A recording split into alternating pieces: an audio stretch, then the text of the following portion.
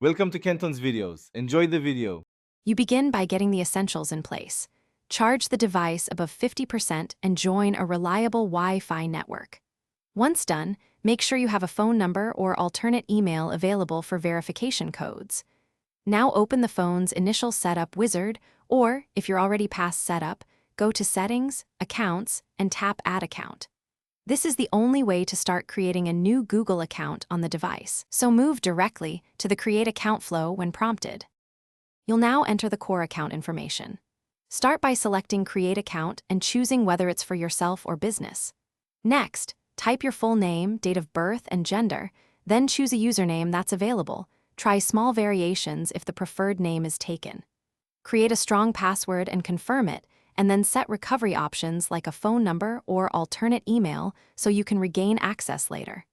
Make sure to read and accept the terms, then proceed to verification. Finish by verifying your identity.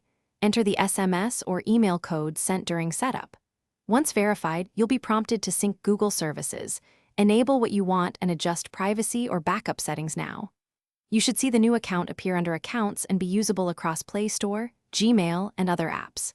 If something goes wrong, first verify the Wi-Fi and device time/date settings, then request the code again. If SMS fails, use the alternate email verification option to complete setup. Thanks for watching. Consider subscribing if we helped you.